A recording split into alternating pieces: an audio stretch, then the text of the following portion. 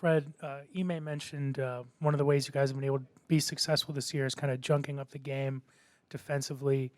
When you notice you guys are holding a team under the normal scoring average, taking them out of their offense, do you enjoy junking up the game for your opponent? Yeah, for sure. I think just a testament to our defense and our approach. It takes a lot of effort and energy and kind of focus, especially for a young group. So anytime I know we locked in on defense, usually bodes well for us. And then it just becomes like a possession game towards the end of the game. You want to close it out. Now, most of the time we're not scoring either, but for the most part, being able to hold teams under their average, especially now with the way the scoring is, I think, is a testament to our group as a whole. Jonathan? Do you feel that as the season goes on, maybe even as this tournament goes on, you guys need to get your offense closer to where the defense is? And does the shooting have to just pick up to make that happen? Yeah, it'll come. I think again we still are a young group playing together, figuring it out. We got young players. We haven't been together that long. Still finding out what works. Guys are still figuring out their own games. But as long as we guard, night-to-night basis, you always have a chance to win. And the goal in mind obviously is to have a better flow and rhythm and be able to find that rhythm, more consistently, especially towards the end of the season. Over here on your right. Hey, Fred. I'm curious, what your experience has been like, coming from Toronto where you played for one team your whole career, kind of worked your way up to be a veteran, and now coming over here, with this young team, and now you're really getting a chance to see them flourish. What's that been like for you? It's been fun. It's been fun. I really haven't had this much fun playing in a long time. So just to be a part of these guys' journey and success, and you see, being able to enjoy the little things again. After winning a championship, you kind of get spoiled and get jaded. You just always focused on getting back to that mountaintop, which is hard to do. So to be back with a group that's just excited to win. I mean, you saw the reaction after we won the other night. To go here, like getting back to enjoying the little things and the small victories.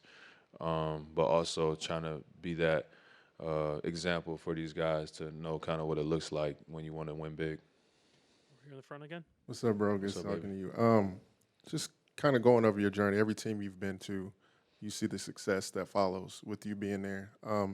One thing that I remember on the podcast, you talked about being a small guard, especially in this new NBA. All we hear about is the big guards now. But what can you say in terms of to the prospects out there that are aspiring to be like you and aren't the big guards out there? What can you say to them in terms of defending, playing 94 feet, picking up full court, doing those little things, and how that can get you a role and get you an NBA? Then you could show the bag work like you, and for how sure. you can carve out that role. I think I always just focus on winning, and I was just trained and developed as a kid to be a winner, and the only thing that matters is wins and losses. And so however that comes about for each individual is different. For me, it's just trying to find impact, whether that's defensively, making plays, or getting guys shots, making my teammates better. I try to bring value wherever I go and make everyone around me better wherever I go, and it's something that I've had some success doing.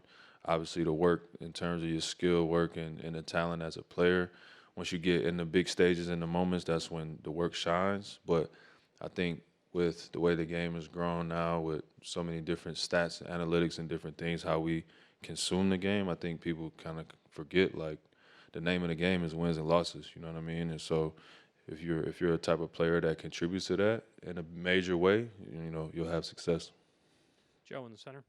Fred, having won a finals, as you mentioned, how curious are you about what the next, potentially 2 days will be like for being in the Final Four? And then how excited are you to see your young teammates play in this environment when they haven't really experienced anything like what you've seen? Yeah, like I said, I think it's fun. I think, again, we're excited to be here.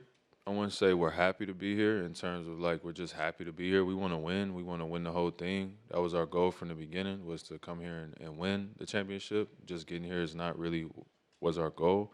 But it's new. It's new to everybody. I mean, I think I watched LeBron James pop champagne in December last year. You know what I mean? Like, I don't know if anybody could have ever imagined that 20 years ago.